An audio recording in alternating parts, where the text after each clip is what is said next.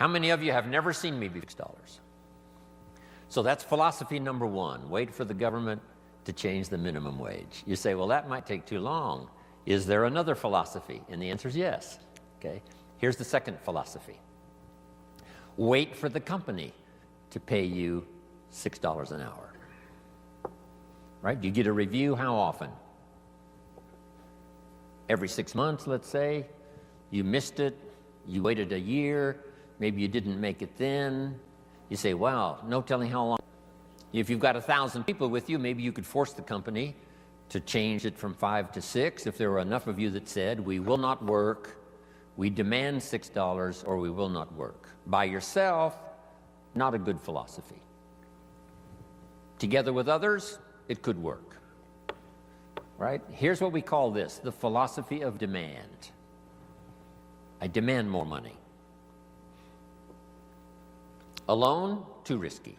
Together, maybe you could get some progress. So now we've covered 3 philosophies. Number 1, wait for the government. Number 2, wait for the company. Number 3, the philosophy of demand, which is a bit risky. Here's the problem with the philosophy of demand. You can't get rich. If people only understood, starting at the lower end of the economic scale, that you cannot get rich by demand. Okay. Now someone says, well, in America, how could you become wealthy? And the answer is to develop a new philosophy. And let me give you that. It might be the best I've got for the whole day. It's called the philosophy of performance. The philosophy of performance. I will perform so well, it would be embarrassing for the company not to pay me $6. Then I would perform so well, it would be embarrassing for the company not to pay me $8 an hour, $10 an hour, $20 an hour. So now we've got several philosophies going, and if you want to change your economic future, it starts with your personal philosophy. Okay. Now, here's what's interesting in America. I'm sure all of us can think of someone who makes $5 an hour getting started. Can anybody in the audience think of someone who makes $50 an hour? Do you happen to know anyone that makes $50 an hour? Anybody know somebody that makes about that much money? So jot this down now, because you've got to teach it to the children, because they're not teaching this in the ordinary schools. It's possible in America to multiply your income by 10. If you take nothing else home economically to pass on to your children or to someone else, just take that phrase home. Jim Rohn taught us it's possible in America to multiply your income by 10. It's possible. If kids knew it was possible, do you think they would ask, how can you do that? If they knew it was possible, wouldn't the next question would be, how could I do it? If it's possible, how can I do it? Now you just teach them how to do it. How to multiply your income by 10. Now jot this down. A good economic question. Once you've multiplied your income by 10, is it possible to multiply it by 10 again? Not only to multiply it by 10, but to multiply your income by 10 again. Do you know anybody that makes $500 an hour? Can you think of someone? Makes $500 an hour? Right. My Beverly Hills lawyer makes more than $500 an hour. So jot this down. It's not only possible in America to multiply your income by 10, it's possible to multiply it by 10 again. Do you think kids would be excited to hear this philosophy? I'm sure they would. How can you multiply your income by 10 and then multiply it by 10 again? Now, if you multiplied it by 10 and then multiplied it again by 10, would it be possible? Would it be possible to multiply it by 10 again? Can you think of anybody that makes $5,000 an hour? What do you think I get paid? I mean, this is such exciting stuff. I'm a kid from the farms of Idaho. I was 25 years old before I learned that you could multiply your income by 10 and then multiply it by 10 again and then multiply it by 10 again. This is mind-boggling stuff. $5,000 an hour. Now, would it be possible? Would it be possible to multiply it by 10 again? $50,000 an hour. Now, here's a good expression to use, especially for this group. You're all tuned in, especially the last couple of days. The best expression is, of course. Could you multiply your income by 10? Of course. Could you do it again? Of course. Could you do it again? Could you do it one more time? $50,000 an hour. You know, I've lectured with General Schwarzkopf and Colin Powell. I had lunch once with Colin Powell a few years ago. Schwarzkopf gets about $65,000 for a 1-hour speech. $65,000. So how could you finally get to $50,000 an hour? Answer: become a general in the Army. Yes. And lead the troops in the Gulf War. But what I'm trying to say is the possibilities here, let's just say, are just unlimited. You can multiply your income by 10, then you can multiply it by 10 again, and you can multiply it by 10 again. Now, we're only talking economic values. There's all kinds of other values in terms of personal development, but this is it. Now, to climb this ladder, here's the possibilities. 63 million last year, one person earned. The possibilities, we would have to say, in our country, is what we call unlimited. Now, to climb this ladder as high as you wish to climb it. Jot this phrase down now, because I don't think I'll talk about anything more valuable than what I'm about to share with you. Here it is. To climb this ladder economically as high as you wish to climb it, here's all you have to do. Learn to work harder on yourself than you do on your job. Learn to work harder on yourself than you do on your job. Once I understood that philosophy, it totally changed my life. I made my first fortune by age 32, starting at age 25. And I've made and lost a few fortunes since then. That one simple philosophy, that it's possible to multiply your income by 10, and then by 10, and then by 10, by 10. And here's the simple way to do it. Work harder on yourself than you do on your job. Here's how it was put to me. If you work hard on your job, you can make a living, which is fantastic. If you work hard on yourself, you can make a fortune, which is super fantastic. At age 25, I went to work on myself. The difference in my economic future was so startling, even in the early years, that I never went back to the old ways. I never went back to the old philosophy. I never went back to the old disciplines. I accepted the new ones, and it changed my life forever. Unbelievable. Here it is in philosophical terms. Just jot this phrase down. This is a good one. Success is something you attract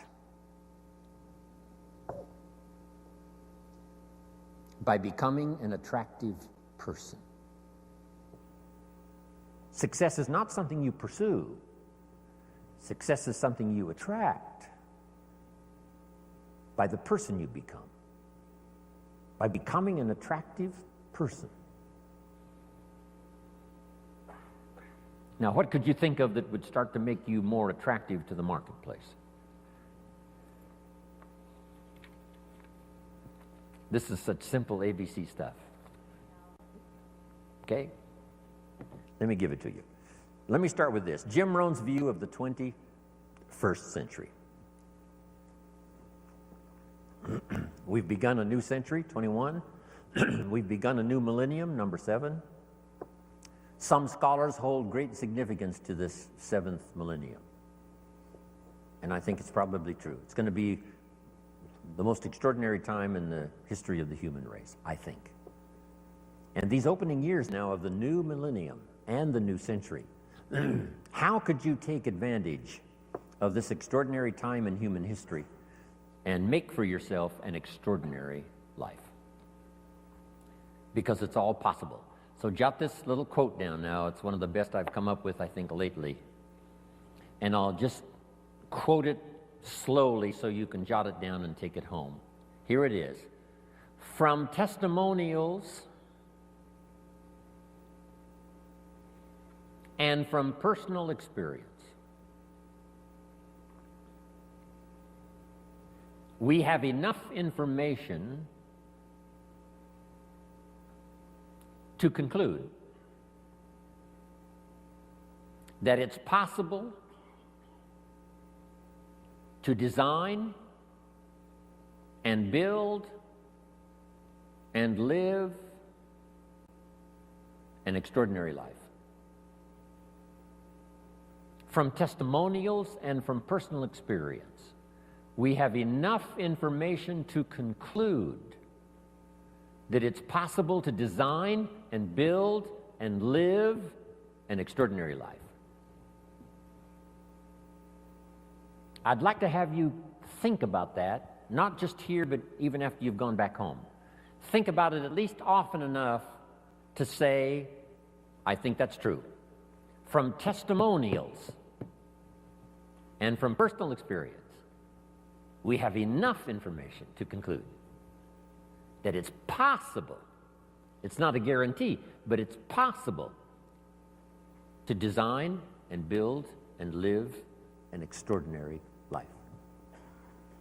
Now, if you believe that and accept it, you just simply use that as a foundation, as the fundamentals. So now jot this down. Jim Rohn's view of the 21st century. Number one, unprecedented opportunity. Unprecedented opportunity. These are probably going to be the most extraordinary times in the history of the human race, 6,000 years of recorded history. We got through the last millennium. We especially got through the last century, a bloody century, the 20th century. Hopefully those major wars of devastation and destruction are behind us. World War II claimed 50 million lives.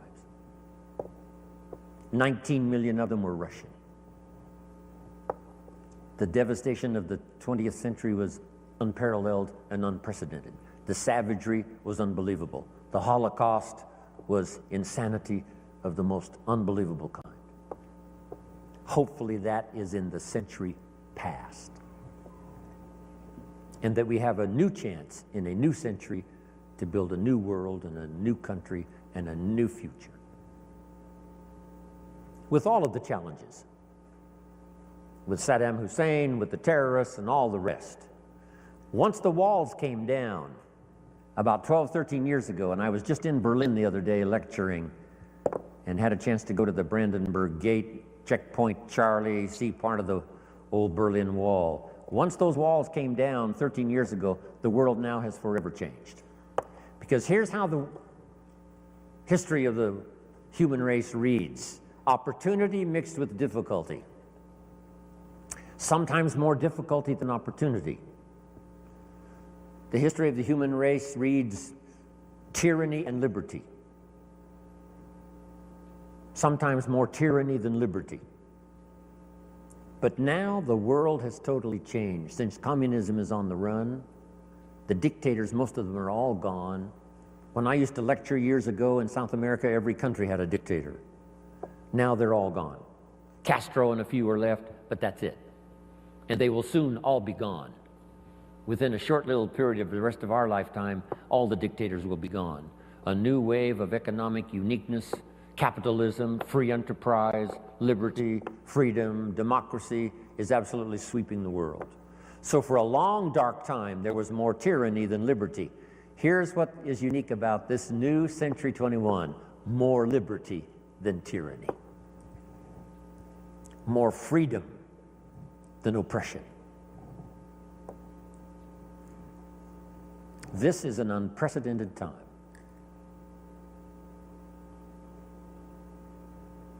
Unbelievable opportunity. We have the technology to accomplish the most incredible things. We pick up a telephone now and talk to somebody on the other side of the world with ease. It's incredible. We fly, we've got transportation. I get on an airplane, 13 hours later I'm in Hong Kong. 5 meals, 3 movies, and you're there. I mean, it's unbelievable.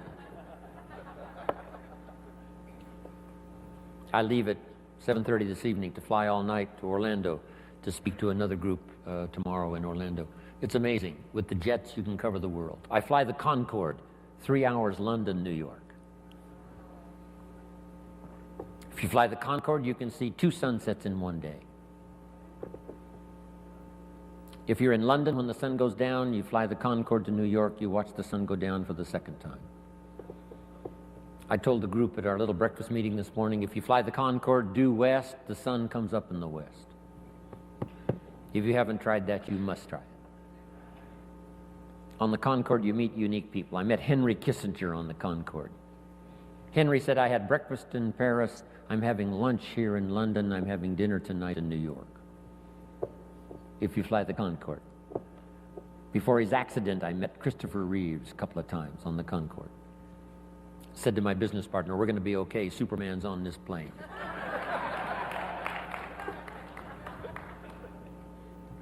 This is unprecedented opportunity now, the 21st century and the beginning of the 7th millennium.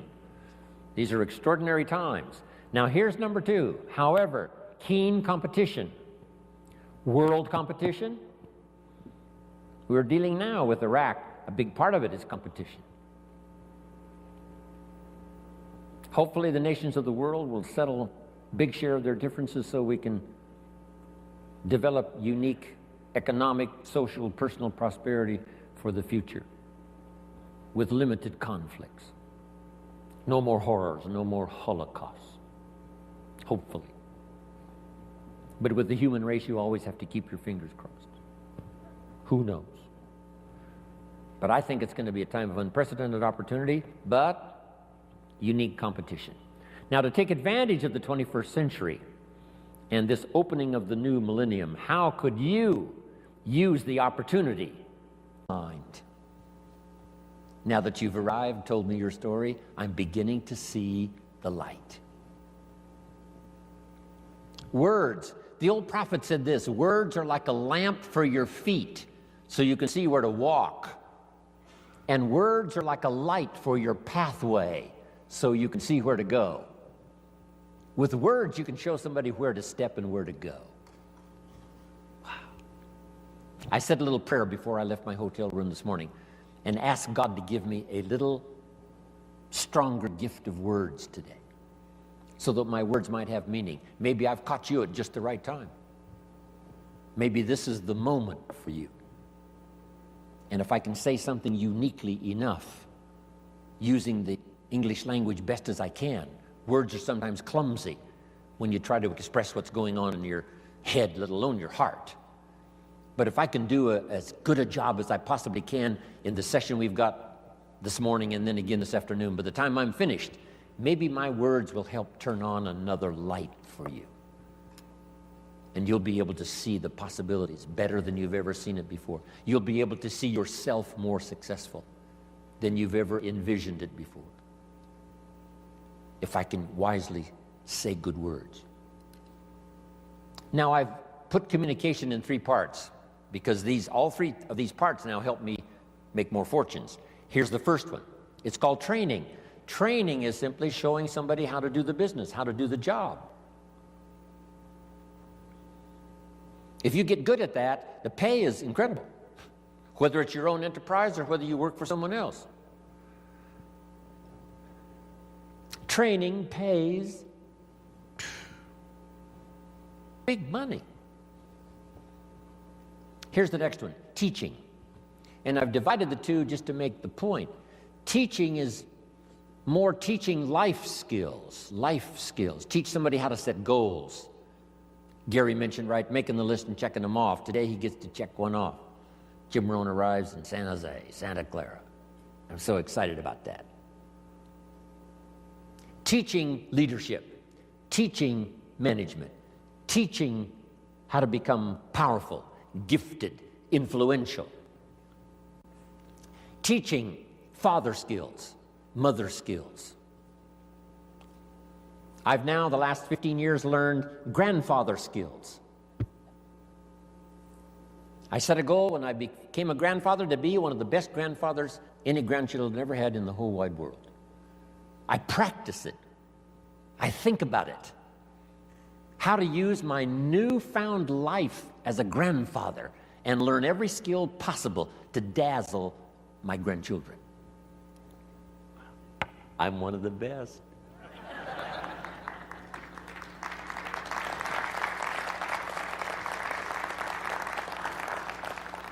So teach people how to be good fathers, good grandfathers, good mothers, good leaders in the community.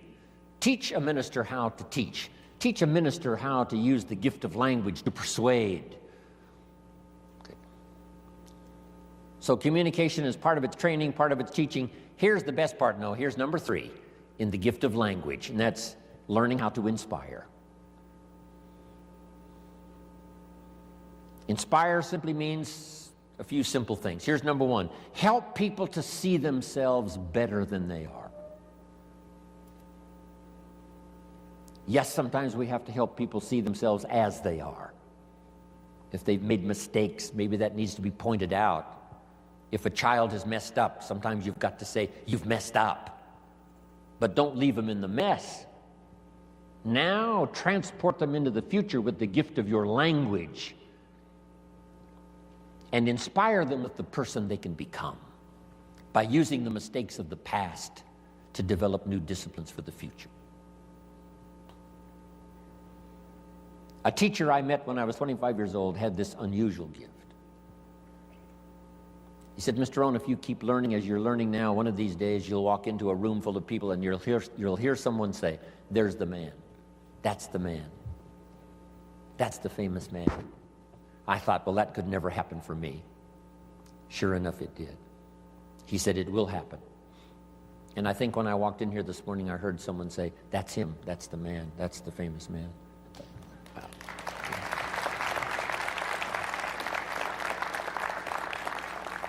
You must transport your children into the future. Yes, you have to take them back to review their mistakes, but don't leave them there. Now transport them into tomorrow. Transport your children into next week. Help them to see themselves 30 days from now, 90 days from now, 6 months from now. Help them to see themselves successful. It's your gift of language that can do that. Help them to have faith for themselves and faith for the future. The sacred writing says this: faith comes by hearing words, good words. Somebody who well chooses their words and delivers them with uniqueness can inspire faith for somebody to believe the most impossible things can be possible. And that excitement of possibilities comes from hearing or reading unique words. One of the best phrases I could give you for the day, here it is: don't be lazy in language. Don't be lazy in language, because the gift of language can create a career. It can help somebody see the way into the future. It can help somebody change from who they are to who they would like to be. It will help you to see the gift of your own intellect. There's an innate vocabulary in all of us that helps us to see, helps us to translate what's going on in the world, what's happening, so that we can make good decisions instead of poor ones. We can make less mistakes this year than we made last year. One of the major things to pray for is to be gifted in language, because it can have such a dynamic effect on your children. It can have such a dynamic effect on your business. It can have such a dynamic effect on your customers. It can have such a dynamic effect on your business partners, that not to continually get better and better at the gift of language would be a great mistake. Let it open doors nothing else will open, the gift of your language. Let it help people to see possibilities that they cannot see now. And you join in those possibilities and make another fortune and another fortune. all the way up the ladder as far as you wish to go. I don't know how high you need to go.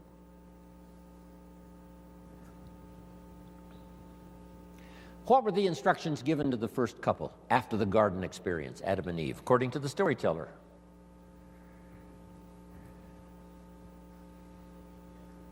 We've got some Bible scholars here right now. Instructions given to Adam and Eve after the garden experience. Here they are. Number one, multiply. It's a lonely place with just two people. Multiply. But here's one now that is so extraordinary, and I'm going to cover a little bit more of it during our ongoing session here today. Here was the second one. Be fruitful. Be fruitful. Kind of an interesting phrase. When I lecture in other countries, sometimes it's difficult to find the right translation for be fruitful. Here's what I think fruitful means. Be productive. The example might be a tree, a fruit tree. Plant a fruit tree. Now, why do that? It's very simple. Teach it to your children. Number one, to survive. The first instinct is to survive. So be productive enough to survive. Be productive enough for your own survival. But is that the end of it? And the answer is no, that's only the beginning of it. To produce enough for yourself is only the beginning. What's the rest? Here's number two. Get married. Now you've got to think of ways to produce more than you need for yourself. And guess what that does? It elevates you to a higher life. If you want to live this higher life of a companion, a wife, getting married, see, that now changes the dynamics of your future. It's called stepping up to a better life. And to step up to a better life, here's what you simply do economically. You learn to provide and figure out a way to provide more than you need for yourself. You think of ways to provide enough for yourself and for someone else. Why think of someone else? Why not just think of yourself? Because that's a very limited way to live, just thinking of your own survival. If you want to live a more flourishing, unique life, you must think now of someone else. So now the man says, I must produce enough for myself and for my wife. Is that the end of the life experience? No.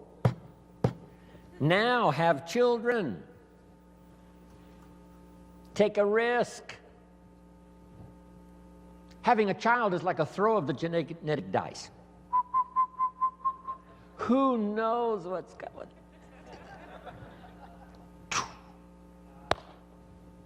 See what happens. But now a man who now wants the experience of having children must now think of ways to produce enough for himself and for his family.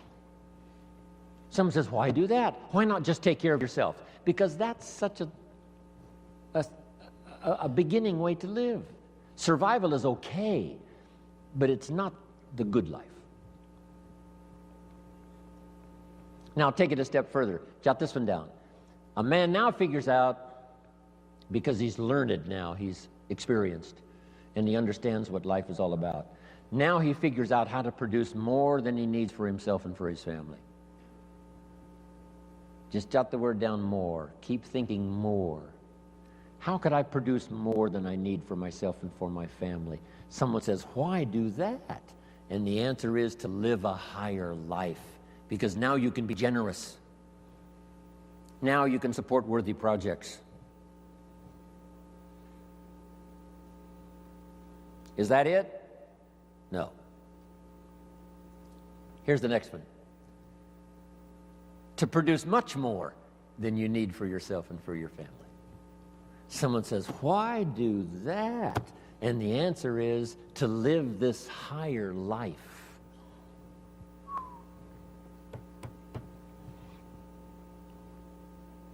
What if you earned $10 million one year and you and your family only needed $3 million?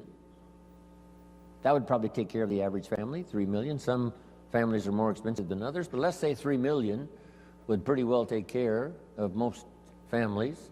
But you made $10 million, and you and your family only needed $3 million. Now you've got $7 million to give. Wouldn't you like to live that kind of life? Someone says, why do that? And the answer is, the possibilities of economics are so available that if you wish to, you can not only earn enough for yourself and for your family, you can earn more than you need for yourself and for your family, and if you really wanted to, you could earn much more than you need for yourself and for your family. Wow. Is that it? Let's take it one step further. Just jot this phrase down. Figure out a way to earn far more than you need for yourself and for your family.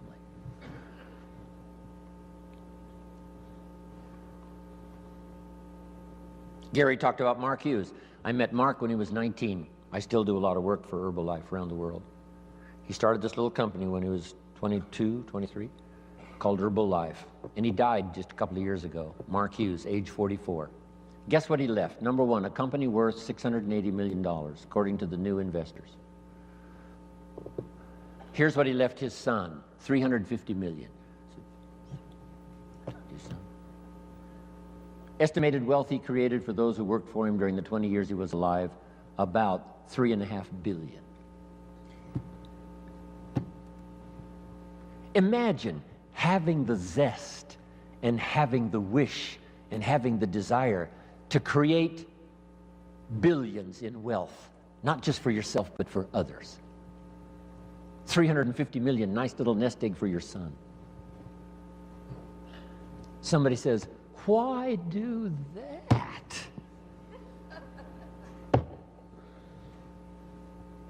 Can you think of the best answer ever? Jot this phrase down. Why not? Right? What else are you going to do? Just hang in there until the bitter end? No. Why not see how far up this economic ladder you can possibly go to see if you can't live an extraordinary life? Not just an ordinary life. That's okay. Survival, that's okay.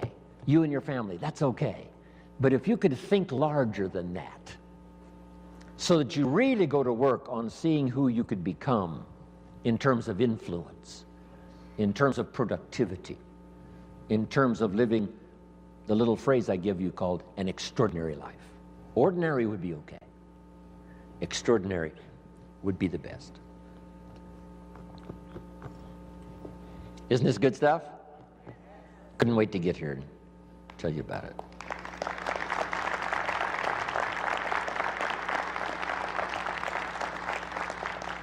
I could hardly wait to hear what I've got to say today.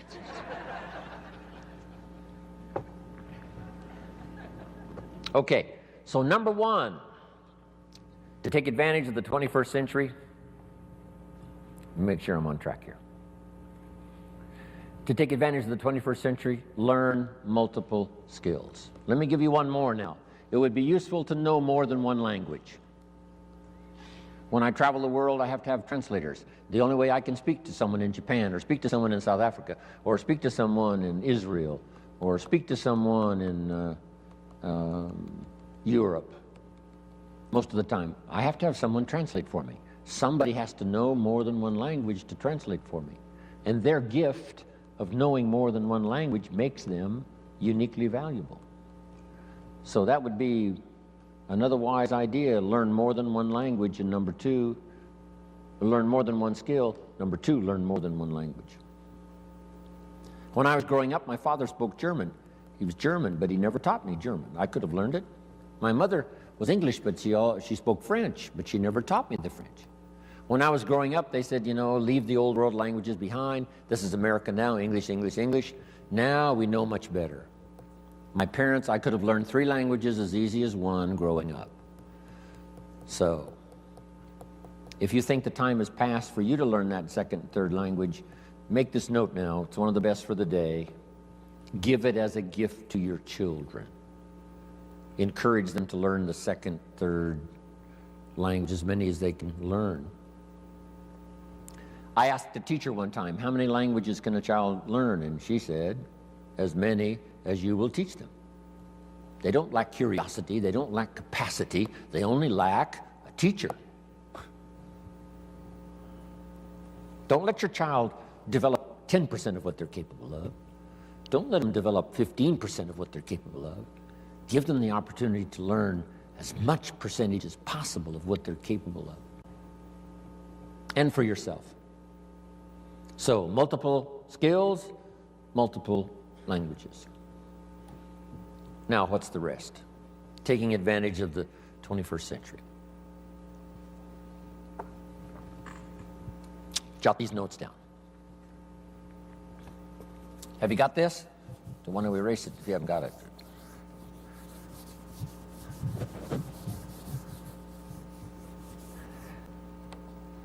I've got 5 key things to talk about during my presentation for the day. 5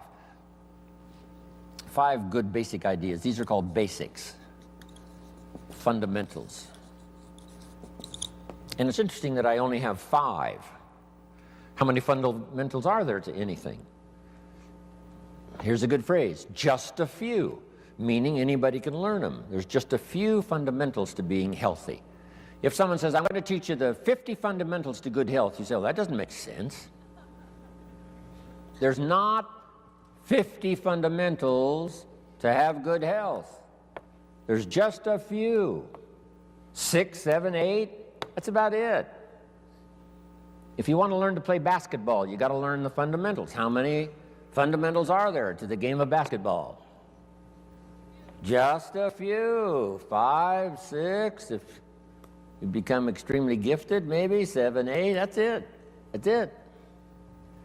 Now here's what's interesting also about fundamentals and basics. There's no new ones. I mean, this stuff's been around for a long time. So beware of someone who says we've got new truths. Say, no, truth is old. It can be, more of it can be discovered, but there's no new truth. If someone says, I'm manufacturing antiques, wouldn't you be a little suspicious? Say, no.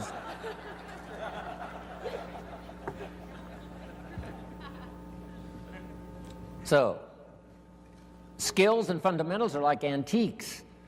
They've been around forever. The law of averages I teach in one of my seminars. The law of averages. Here's what it says. If you do something often enough, you'll soon have a ratio of results. If you do something often enough, you'll soon have a ratio of results.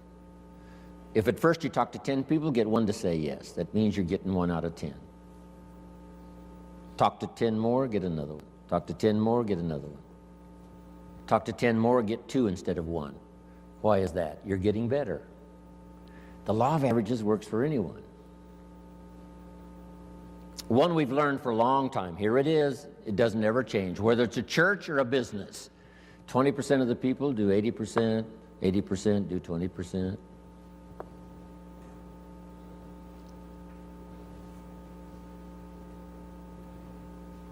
So here's what I learned in time management. You can spend 80% of your time with the 20%, not the 80%.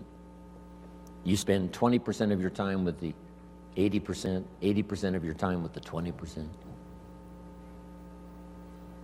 You just have to learn.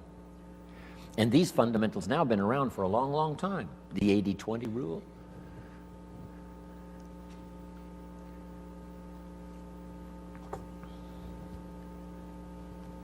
We bring products, tapes, books, videos, right?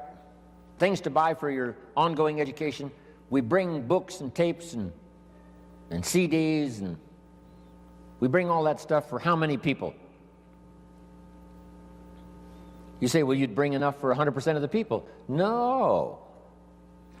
No. No. 20%.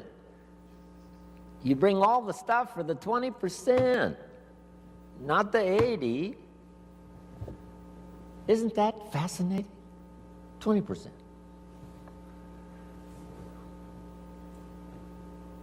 It's fascinating, people's different reaction to the same presentation. Someone walks out of my seminar and says, wow, I'm going to go change my life. Someone else walks out and says, oh, I've heard all this stuff before. Same seminar. It said the first day the Christian church was started, first day, the speaker, Peter, got up gave this classic presentation to a multitude, vast number of people. And what was interesting was when he finished, the reaction to his presentation. It said some of the, I think there were thousands. It said some of them laughed at him. And I thought, why would they laugh? He seemed sincere to me. And it said some of them mocked him. And I thought, why would they do that? And I found out they're the mockers. That's what they're supposed to do. And the laughers are supposed to laugh. It said some that heard this magnificent presentation didn't know what was going on. And they're easy to spot. They're usually saying, what's going on, right? I mean, they don't know what's happening. But then it says this, some that heard believed. And the number that believed was about 3,000. Didn't give us the total, but out of the total, 3,000 said, hey, this is good enough to follow. So that's life. Once you learn the percentages, right? It's called the law of averages. It's one of the best studies. It's in some of my CDs and presentations. But now, let's talk about the fundamentals of life, the fundamentals of success. There's just a few. They're basic. It's like ABCs, which I deal with primarily, ABCs. So let's go through them. Here's number one. We've talked a little bit about it by way of introductory. It's called, one, your personal philosophy.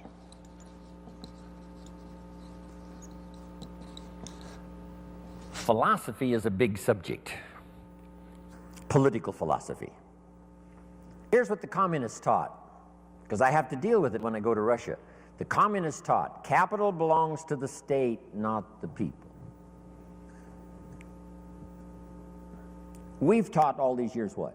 Capital belongs to the people, not the state. Wow, what a difference in economic philosophy.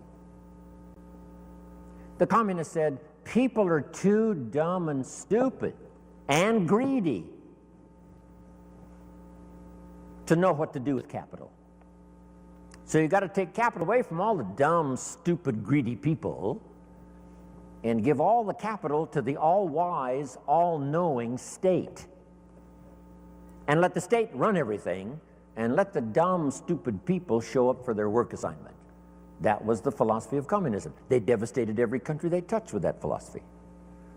I was just in East Germany. Guess what it's taking just to clean up East Germany after the communists left? $1 trillion.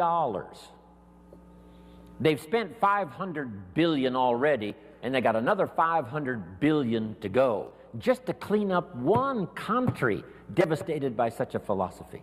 Capital belongs to the state, not the people. Wow.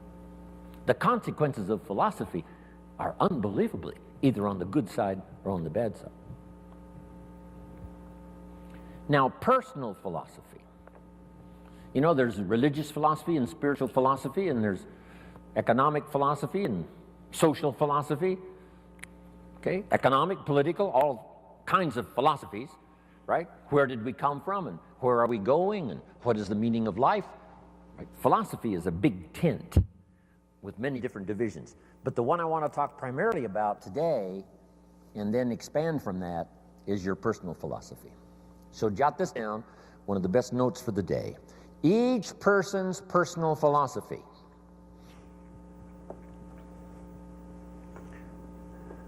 is the greatest determining factor in how your life works out. Each person's personal philosophy is the greatest determining factor in how your life works out. Your economic life, your personal life, your social life, your spiritual life. All starts with the conclusions you've made in your personal philosophy. We gave the example earlier on economics. There's 3 or 4 different philosophies to choose from in your economic future. Now make this note. Personal philosophy is like a guidance system. A guidance system. And it has to start early. When a child goes to school, they've got to have a pretty good guidance system working. And this guidance system does just 2 things primarily. Here's number one. This guidance system helps you to see the dangers over here and try to minimize those or eliminate some of those. That's one of the first orders of human existence, is to learn early where the dangers are so they don't swallow you up, don't devastate you economically, socially, personally, or lose your life. Kids have to get this guidance system working early to spot the signals of the dangers that could wreck their chances to live a good life. Now, this guidance system also helps you to see over here the opportunities so that you could maximize those. So if you learn to minimize the dangers, maximize the opportunities within this working environment now, we call this working things out to live a good life. But you can't possibly live much of a good life if you don't keep learning where the dangers are so you can avoid those, and learn where the opportunities are so that you can maximize those. That's about as simple as I can put working on your personal philosophy.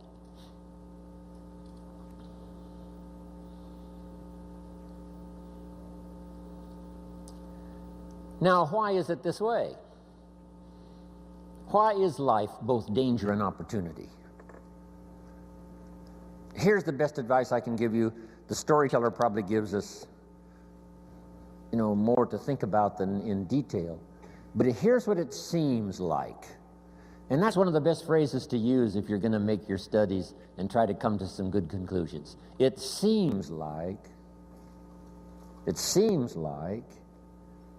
God wished to create for the humans he made a great adventure. Seems like. According to the storyteller, it seems like God wished to create a great adventure for the humans he created. That's the best explanation I've got, seems like. And it seems like God's always wanted some kind of adventure. It said when he was alone in heaven, according to the storyteller, he created all these angels. That must have been fun. Doesn't say how long it took, doesn't say how many. But evidently, he sought adventure. Part of the adventure, I guess, in those early times before the creation, was in heaven with the angels he created. Now then, he also creates an angel that's the best and the brightest of the angels, called Lucifer. And so begins, according to the storyteller, one of the great adventures of all time. And along the way, the idea occurred to Lucifer that he could take over God's place, become God in his place. And he persuaded, according to the storyteller, he persuaded a third of the angels to go with him on this insurrection. So begins an unbelievable adventure. Seems like that's what God wishes, some great adventure. Not just sit up there and float around on a cloud. Create some angels, create Lucifer. Lucifer persuades a third of the angels to go with him in insurrection. Now they lose out, and uniquely enough, according to the storyteller, God doesn't kill them all. That would end the adventure. But rather cast them out of heaven down to earth. And so now continues this unique story of Lucifer and the third of the angels now cast to earth, creates another adventure. Interesting. The Bible is such a fascinating book, giving us seemingly, what God delights in, and seems like God delights in creating this unique adventure.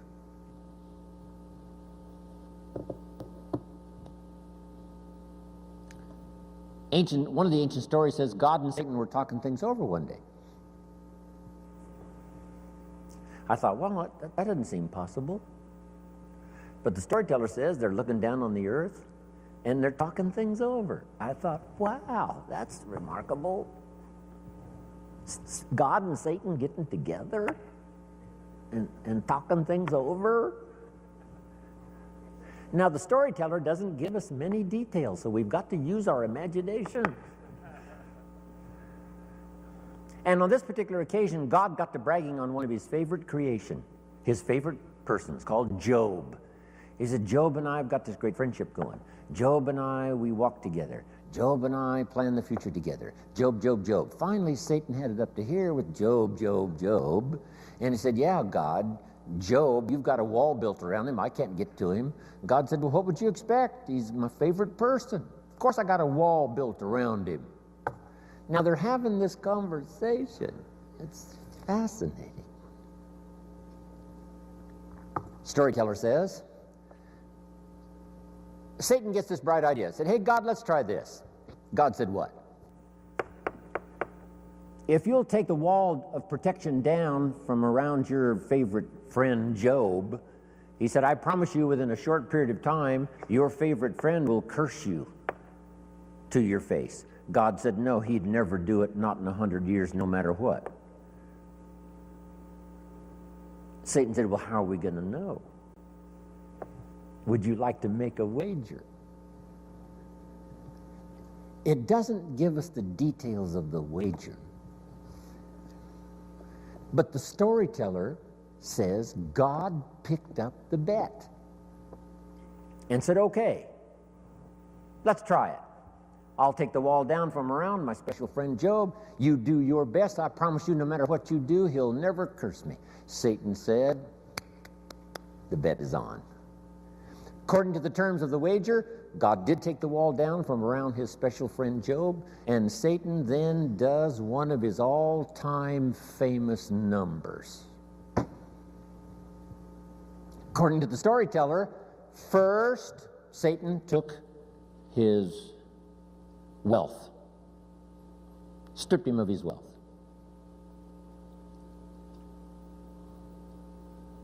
Satan said, that'll do it.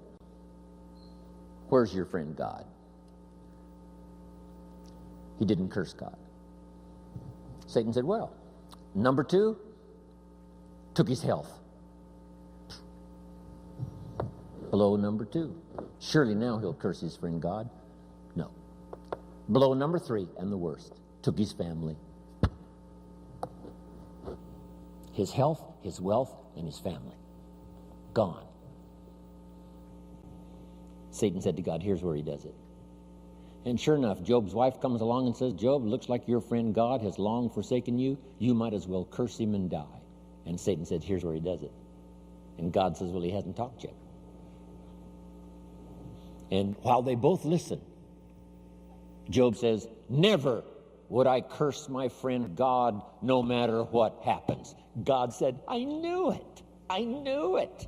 And picked up the bet. Whatever it was, doesn't tell it. Isn't that a fascinating story? Now, I say all of that to illustrate this. It seems like God delights in great adventure. And the only way to have great adventure, it seems like, is to have both danger and opportunity, and us with the possibility of figuring it out.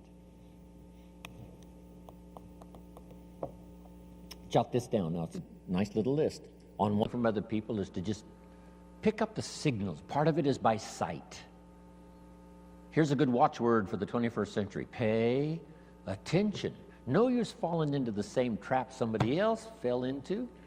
No use living a mediocre life like somebody else has chosen. Take a look and say, is that what you really would like? Say, no. Here's somebody that never read the books, never made the changes. There was a class and they didn't take it, a skill and they never learned it, a discipline and they never tried it, and they blame the government and blame taxes and blame society and they blame circumstances and all the rest. They don't know. And the key is, watch carefully. Don't you fall into that same trap. That's how we learn, from what we see. Here's next. If we learn from what we see, we put some of this on video so you can see it again and again and again. Next, you learn from what you hear. We put it on CDs so you can hear it and hear it, hear it. We don't ask you to come to just one seminar. We ask you to come and listen again, listen again. Here's what the early Christians were taught. Don't neglect the assembly. When we call an assembly, do your best to be there. Because you never know which of these assemblies is going to change your life forever. You'll never be the same again. And you can't pick the one that's going to totally change your life. You just have to do like all of you I know do. Consistently go, consistently go, consistently go, consistently take notes, consistently go to seminars, and lectures, and all of the rest, because some of them will be life-changing. Maybe this one will be for some of you. The time is right, the words are right, the ideas are right, the moment is here.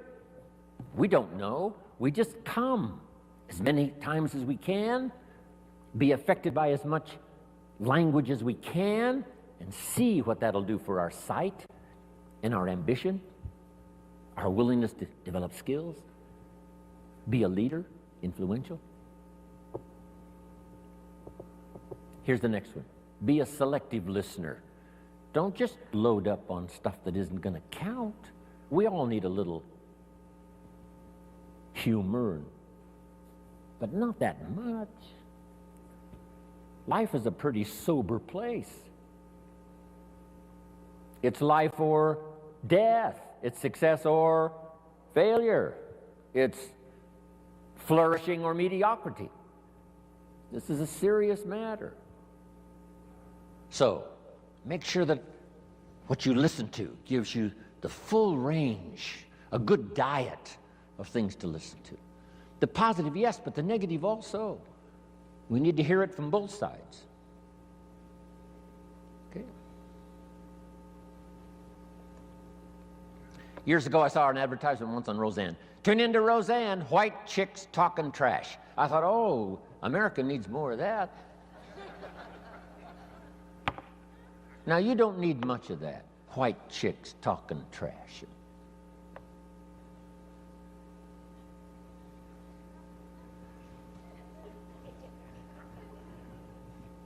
Here's a good note. This is a good one. My teacher taught me when I was 25, stand guard at the door of your mind. Stand guard at the door of your mind. And you decide what to listen to, what not to listen to, how much time to give to what.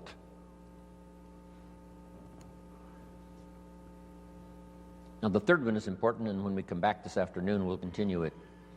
But here's number 3. Read all the books.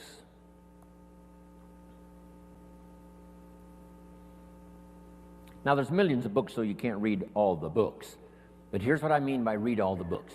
Read all the books you need to read to make your fortune, become powerful, influential, healthy, prosperous, aware, bright, helpful, partnership,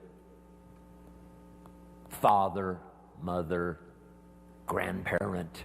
Read all the books you need for your life to flourish and become the best it can possibly be during the course of your lifetime. Read all of those books. Don't be short on that list.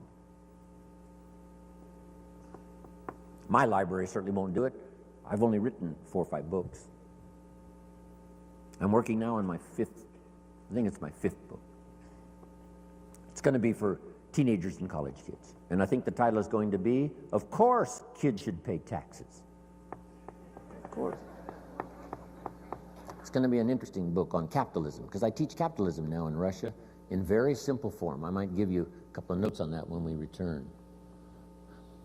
I teach kids how to have 2 bicycles, one to ride and one to rent. I mean, it doesn't take long to get into business and make a profit. Here's what changed my life and helped me make my first fortune. Jot this down. The philosophy that helped me make my first fortune. Profits are better than wages. Once I understood that, it was hard to sleep nights the first year. Profits are better than wages. Wages make you a living, which is fine. Profits make you a fortune, which is super fine. And when I started at age 25, I started doing both. Making wages and making profits. Unbelievable. One simple philosophy changed my whole economic future. Profits are better than wages.